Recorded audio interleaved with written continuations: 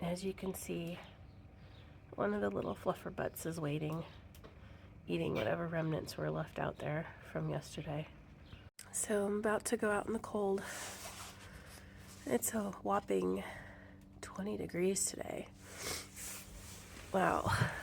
So we're gonna do a little bit of a blend today for the little babies outside. We've got the squirrel mix, which is this yummy stuff right here. They love that. Okay, extra loud. And then some bird seed. Okay, and then this is the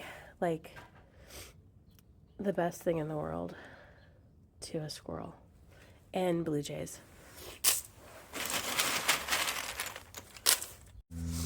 So did I say it was 20 degrees? I meant that is going to be the high for today.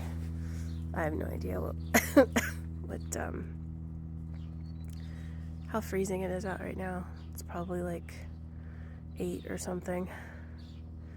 But I still have my cold. And but I can't forget. My husband and I feed the babies out here. Birdies, squirrels, possums, whatever come up. And they depend on us, especially in the wintertime. So, and my little buddy's peeking around the corner.